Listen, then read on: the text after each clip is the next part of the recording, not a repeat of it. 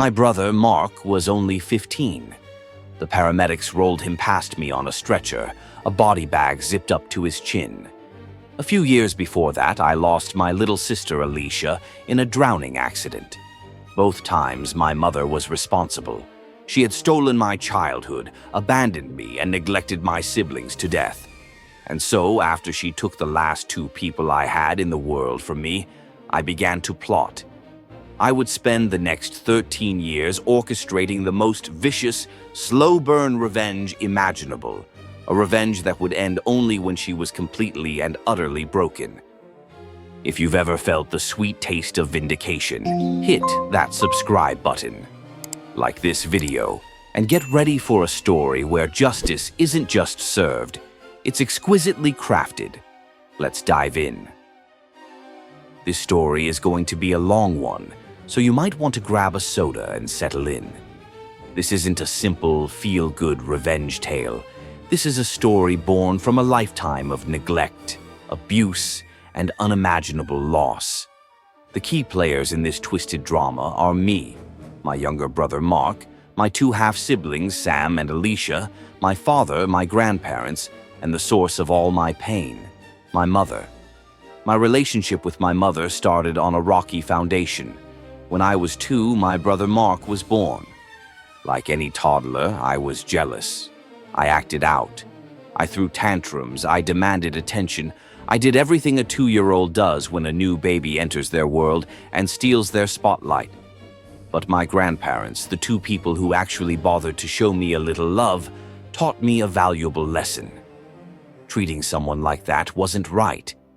They would take me aside, kneel down, and explain in simple, calm words that my little brother was a person, not an object to be pushed aside. I was a child who wanted to be loved, and their kindness was a balm. I changed my tune. I loved my new brother. I cared for him and helped out wherever I could. I was proud to be his older brother, but my mother, in her infinite wisdom, had already made her choice. In her eyes, my brother was a shiny new toy, and I was just a dusty old one, cast aside. She dubbed me a demonic hellspawn and pawned me off on my grandparents to be raised. I remember the day she said it. She looked at me, a child who loved her, with a look of pure disdain. Her face was a mask of contempt, and her words were a physical blow. The rejection was a wound that never truly healed. My teenage years were no less chaotic. By 13, my mother had given birth to 2 more children, my half-siblings Sam and Alicia, with my stepfather. I was living with my mother and her new family now, but the peace and quiet I was used to with my grandparents were a distant memory. I was at that rebellious age, questioning everything, and my stepfather's answer to my curiosity was a closed fist. He would beat me for even the smallest acts of individuality. If I questioned his logic on a chore, a slap. If I had an opinion different from his, a kick. Sometimes he'd do it right in front of my mother. I can still see the scene in my mind's eye. Him raising his hand, the swiftness of the motion, the sting of the blow, and my mother sitting on the couch, watching TV, her eyes never leaving the screen. She never even flinched. She never told him to stop. She never asked if I was okay. The silence from her was louder than any slap. That was the moment I first felt it, a hot, burning desire for revenge. I was just a kid then, a little mentally damaged and a little lost. The years of abuse had taken their toll. A bookcase full of books had fallen on me when I was 11, and the resulting injury left me with a permanent foggy feeling in my head. I had no clear idea what revenge would look like, but I knew I couldn't act on it then. I was powerless, a child against 2 adults. So I decided to wait. I knew that the best kind of revenge was a cold one, a dish best served when you were a little older and a lot wiser. My mother had just made her first mistake, and I was already taking notes, etching the memories into my mind. I was a ghost in my own house, a silent observer waiting for my chance. On top of the beatings, my mother and stepfather refused to do any household chores. The house was a pigsty. They waited for my grandparents to leave for the weekend and then put us to work. Now I understand chores, dusting, sweeping, maybe a little laundry.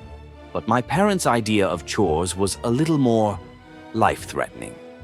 By the time I was 11, I was climbing ladders, getting on the roof to clean gutters, and scaling trees to snip branches.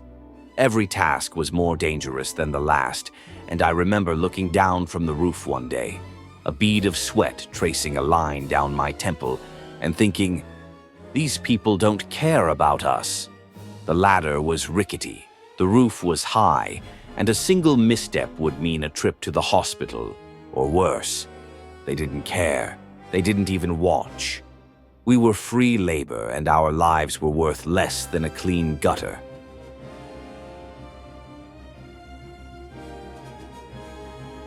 A year later, at 14, my mother made her second mistake, and it was a fatal one.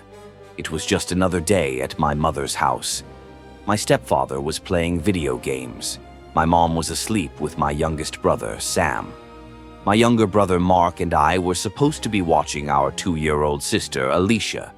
The afternoon was quiet, too quiet. The kind of silence that makes the hair on the back of your neck stand up. After a while, a chilling silence fell over the house. My stomach twisted into a knot. I hadn't seen Alicia in a while. "Where's Alicia?" I asked, my voice barely a whisper. The words hung in the air, a bell tolling the beginning of a tragedy. Panic set in. Mark and I tore through the house, our hearts pounding against our ribs like war drums. My stepfather went to check on my mom. My father, who was visiting, burned his hand on the stove in his frantic search. We ran outside. Nothing. We ran into the garage. Still nothing. Just as we were about to give up, my mother's blood-curdling scream pierced the air. We rushed outside and found her and my stepfather desperately trying to perform CPR on Alicia, who lay lifeless on the deck. She had drowned in the backyard pool. I remember my father dragging Mark and me away, his hands shaking. We were devastated. The world felt like it was ending. The guilt was a heavy blanket, suffocating us. We blamed ourselves, but our grandparents reassured us it wasn't our fault. They held us, their voices firm but gentle. "This isn't on you," they kept repeating, as if to wash the blame from our shoulders. "Your mother was supposed to be watching her." It was a moment of truth, a flicker of light in the darkness, but the pain was still there. It was a week later when Child Protective Services came knocking, and my father started a custody battle. He won, temporarily, but my grandparents, who had so much love for us but were still so blindly loyal to their daughter, fought back. They believed we belonged with our mother. It was a hard fight, a brutal court battle. In the end, my mother won us back. My revenge was starting to take shape, born from a burning rage that had nowhere to go. Then came the final straw. I was 18, about to graduate high school. My brother Mark was 15, on powerful pain medication after he broke his finger. It was my mother's responsibility to watch him, to regulate his meds, to make sure nothing bad happened. She didn't. She was too busy with her new life, her new habits, her new neglect. One afternoon, my grandfather picked me up from school, a hollow look in his eyes. He didn't say a word. As we pulled up to the house, paramedics were rolling out a gurney with a body bag on it. My breath hitched. My heart stopped. It couldn't be. Mark had died from a drug overdose. My mother had cost me my brother, the last piece of my old life, the last living link to my childhood. I was now an only child. Sam had been taken by CPS and put in foster care. I would never see him again. My mother had destroyed the life I knew with her neglect, her abuse, and her selfishness. I was consumed by a cold, unmitigated rage. I was going to ruin the rest of her life, any way I could. My revenge was no longer an idea. It was a mission. My first act of revenge was small, a quiet jab at her sanity. My grandfather was a good man, too good for his own good. He was a perfect target for my mother, who preyed on his kindness.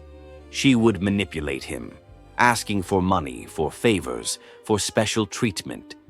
My grandmother, broken by the loss of her grandchildren, simply gave up and deferred to his opinion on everything.